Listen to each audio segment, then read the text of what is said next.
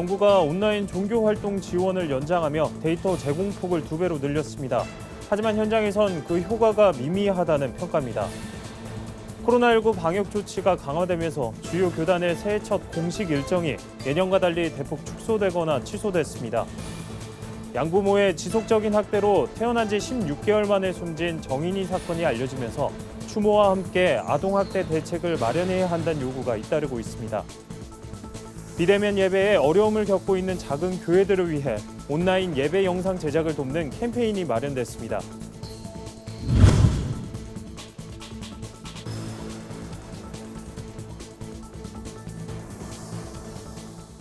여러분 안녕하십니까? 구티비 뉴스입니다.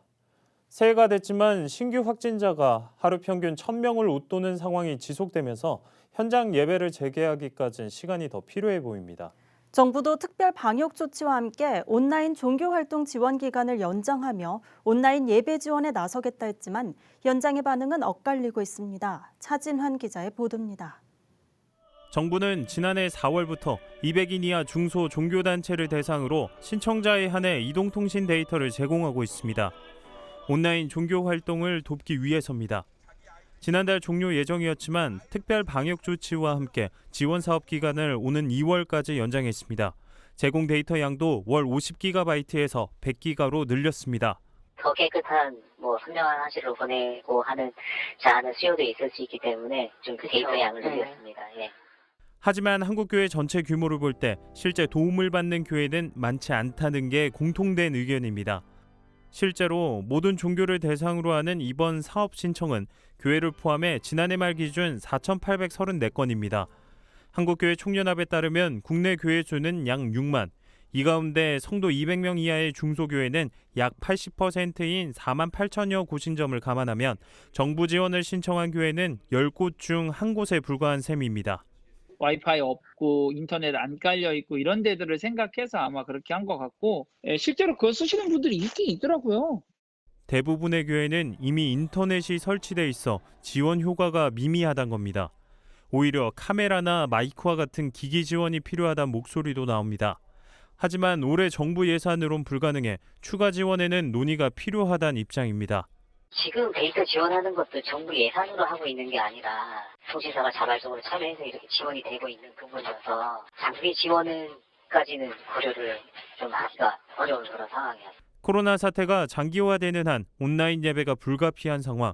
작은 교회들이 비대면 예배로 방역에 적극 나서는 만큼 정부의 실질적인 지원도 필요해 보입니다.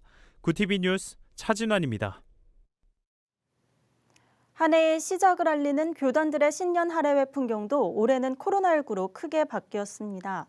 온라인으로 진행되거나 아예 일정이 취소된 곳들도 있었는데요. 한자리에 다 모일 수는 없었지만 한국교회 예배 회복을 위한 의지만큼은 그 어느 때보다 단단했습니다. 이정은 기자의 보도입니다. 올해 교단들의 신년 할애회는 코로나19 감염 우려로 예년보다 대폭 축소된 채 진행됐습니다. 지난 4일 대한예수교 장로회 통합교단은 코로나19 방역 지침에 따라 최소한의 인원만 참석한 채 간소하게 치러졌습니다. 같은 날 예장백석과 기독교 대한감리회는 온라인으로 대체했고 기독교 대한 성결교회는 시무식 대신 헌혈로 새해를 열었습니다. 기독교 대한 하나님의 성회와 예장 고신 합시는 아예 일정을 취소했습니다. 지난 5일 교단 중 마지막으로 진행된 합동 신년 할애회는 총회 임원과 산하 기관장 등 50명 이하만 현장에 참석하고 유튜브로 생중계했습니다. 온라인으로 1,000명이 넘게 동시 접속하는 등 비대면이지만 한국교회의 새로운 도약을 위한 의지는 단단했습니다. 예장합동 총회장 소강성 목사는 코로나19로 예배가 위축되고 교회들이 어려워졌다 해도 하나님을 경외하면 다시 새롭게 일어날 수 있을 것이라면서 1959년 허허벌판에 총신대와 총회회관을 세워 장로교단의 기초를 놓았던 선진들을 되새기며 어려운 시기를 잘 극복하자고 독려했습니다. 새해 아침에 우리 모두가 돋는 해의 아침빛과 같이 여러분 그런 꿈을 꿀 수 있기를 바랍니다. 우리가 참고 버티고 오늘 우리 꿈을 꿀 때 우리 총회가 다시 일어나며 다시 번성하는 놀라운 은혜와 역사가 있을 줄로 믿습니다. 한편 이날 예장통합총회장 신정호 목사와 예장백석 총회장 장종현 목사가 참석해 한국교회 연합을 강조하며 합동총회가 영적 리더십을 발휘해 이에 앞장서 달라고 당부했습니다. 구티비 뉴스 이정은입니다. 양부모의 가혹한 학대 끝에 세상을 떠난 정인이의 안타까운 사연이 알려지면서 추모 물결이 이어지고 있습니다. 한편으론 자성의 목소리와 함께 학대받는 아동을 위한 대책을 마련해야 한다는 요구가 잇따르고 있습니다. 천보라 기자의 보도입니다. 경기도 양평에 있는 하이패밀리 안데르센 공원묘원. 이른 아침부터 이곳에 잠든 정인이를 추모하기 위한 발길이 이어집니다. 앙상한 묘목 옆에 명패만 덩그러니 놓여있던 묘지엔 정인이를 위한 선물 더미가 수북이 쌓였습니다.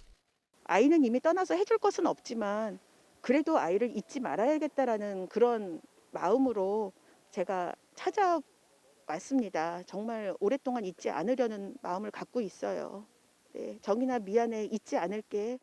정인이를 이곳에 직접 안치한 공원묘원 대표 송기런 목사에게 정인이의 죽음은 유달리 아프고 고통스러웠습니다. 정말 제일 많이 울어봤다고 할까, 반성해서 울게 되고 아파서 울게 되고 함께하지 못해서 미안해서 울게 됩니다. 마침 소식을 전해 들은 이동원 목사님, 홍정길 목사님, 한옥 목사님이 오셔서 소리 없이 추모의 시간을 갖고 정인이의 안타까운 죽음이 전해지자 온라인에서도 추모의 물결이 일었습니다. 정인아 미안해 챌린지와 함께 진정서 제출을 독려하는 운동도 벌어지고 있습니다. 아동학대 처벌을 강화해야 한다는 국민청원은 하루 만에 20만 명이 넘게 동의했습니다. 교계에서도 추모에 동참했습니다. 예장합동 총회장 소강성 목사는 소셜미디어를 통해 정인이의 죽음을 애도했습니다. 한국기독교 공공정책협의회는 성명서를 통해 양부모가 기독교인이라는 사실에 참담함을 금할 수 없다며 대신 깊은 사죄를 드린다고 밝혔습니다. 여론이 들끓자 정부도 나섰습니다. 아동학대 전담 공무원을 배치하고 신고 의무자를 확대하는 등의 대책을 내놓았지만 성난 민심을 가라앉히기는 쉽지 않아 보입니다. 전문가들은 이제라도 반복되는 아동학대를 근절하기 위해서 여러 가지 제도를 손봐야 한다고 강조했습니다. 현행범이 아니어도 물적 증거가 없어도 아동학대 사건을 입건할 수 있는 어떤 지침 같은 것들이 구체적으로 마련돼야 될 거고요. 가정법원에서도 외국의 통합법원, 전담법원, 아동학대 사건에 대한 전담법원처럼 형사처벌을 할 수 있는 대안 이런 것들도 한번 고민을 해봐야 될 것으로 보입니다. 양부모에 대한 첫 공판은 오는 13일 서울 남부지방법원에서 열릴 예정입니다. 구티비 뉴스 천보라입니다. 기도 컨텐츠 제작사 희주쇼가 코로나19로 비대면 예배에 어려움을 겪고 있는 작은 교회들을 위해 온라인 예배 영상 제작을 교육하는 모든 교회 온라인 예배 만들기 캠페인을 진행 중입니다. 이번 캠페인은 온라인 예배 준비가 어려운 작은 교회와 농어촌 교회들의 부담을 줄이고 사역에 집중할 수 있도록 돕기 위해 마련됐습니다. 희주쇼는 1시간 만에 온라인 예배를 제작할 수 있도록 방법과 예배 진행에 필요한 디지털 콘텐츠들을 제공하고 있습니다. 희주쇼 측은 이번 캠페인을 통해 예배가 멈추지 않길 바란다며 모두가 어려운 이때 한국 교회를 위해 작은 일이라도 감당할 수 있어 감사하다고 전했습니다. 한편 모든 교회 비대면 예배 만들기 캠페인은 희주쇼 홈페이지에서 신청할 수 있으며 영상 제작 방법은 유튜브에서 확인할 수 있습니다. 오늘의 이슈 포커스입니다. 정부가 이란 혁명 수비대의 한국 선박 납포 사건을 해결하기 위한 교섭 대표단을 이란으로 급파합니다. 앞서 외교부는 주한 이란 대사를 초치해 선박 억류 사건에 대해 유감을 표명했습니다.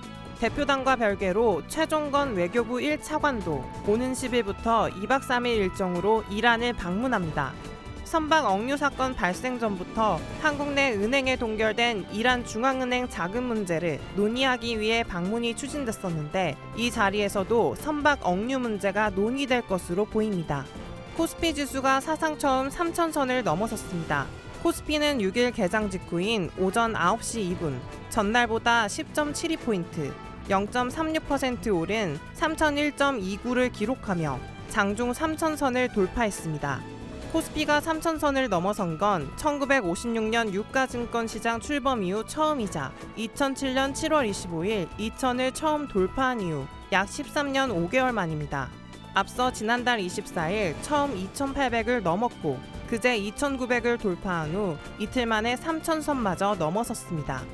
형평성 논란을 빚고 있는 정부의 집합금지 조치에 반발하는 자영업자들의 집단 행동이 확산하고 있습니다. 정세균 국무총리는 헬스장과 태권도장 등 실내 체육시설 방역기준 형평성 논란과 관련해 중앙사고수습본부에 보완책 마련을 지시했습니다. 정 총리는 중앙재난안전대책본부 회의에서 정부가 고심 끝에 정한 기준이지만 현장에서 받아들여지지 못한다면 보완해야 한다며 이같이 말했습니다. 정부는 오는 17일이 기한인 현행 거리두기 효과에 따라 추후 집합금지 부분 완화를 검토하겠다는 방침입니다. 북한의 최대 정치 행사인 노동당 대회가 시작됐습니다. 북한에서 당대회는 최고 의사결정 기구로 경제 발전 전략과 대외 정책 등 중요한 국가 노선을 결정합니다. 이번 당대회는 2016년 7차 당대회가 열린 이후 5년 만입니다. 북한 매체들은 8차 당대회가 평양에서 개막했다며 김정은 국무위원장이 개회사와 당 중앙위원회 사업 총화 보고를 했다고 전했습니다. 북한이 남한 정부와 미국의 바이든 행정부를 향해 어떤 정책 노선을 선언할지 주목되는 가운데 당대회는 사나흘 일정으로 진행될 것으로 통일부는 내다보고 있습니다. 구티비 뉴스 최상경입니다. 구티비 월드와이드입니다. 중국이 자국의 제약업체 시노팜의 코로나19 백신을 승인한 가운데 중국 백신 전문가가 심각한 부작용 우려를 제기했습니다. 6일 홍콩 명보에 따르면 상하이 백신 전문가인 타오리나는 자신의 SNS에 시노팜 백신의 설명서를 보니 부분과 전신 부작용이 총 73건에 달한다며 세계에서 가장 위험한 백신이라고 지적했습니다. 이어 접종 부위 통증과 두통 외에도 고혈압, 미각 상실, 시력 감퇴, 요실금 등 심각한 부작용이 일어날 수 있다고 덧붙였습니다. 시노팜은 앞서 임상 3상 시험 결과 백신의 코로나19 예방 효과는 79.34%, 항체 양성률은 99.52%에 달한다고 밝힌 바 있습니다. 자이르 보우소나루 브라질 대통령의 발언이 구설에 올랐습니다. 그는 조세 제도를 비롯해 자신이 2018년 대선 공약에서 밝힌 개혁 조치들이 진전을 이루지 못하는 것을 들어 브라질이 망가지고 있는데 나는 아무것도 할 수 없다고 말했습니다. 이에 대해 특유의 권위주의적 면모를 드러냈다는 지적이 제기되고 있습니다. 보우소나루 대통령은 또 코로나19가 언론에 의해 증폭되고 있다며 코로나19에 대한 공포감을 언론 탓으로 돌리기도 했습니다.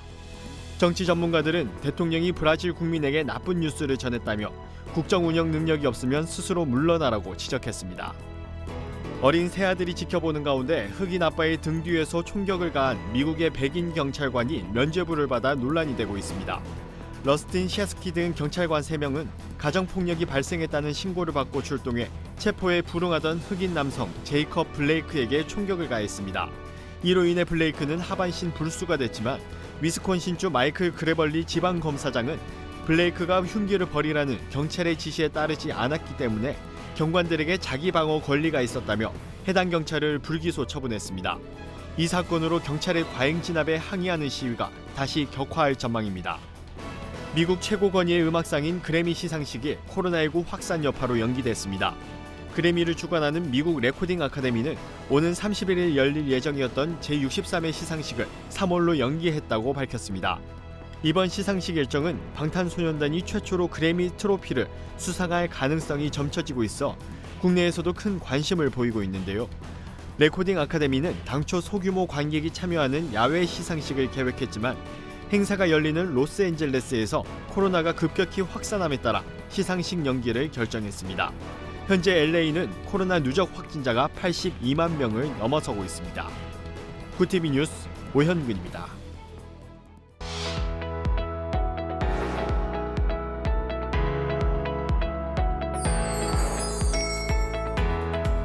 네포난의 교회 조유현 기자입니다. 오늘의 소식 전해드립니다.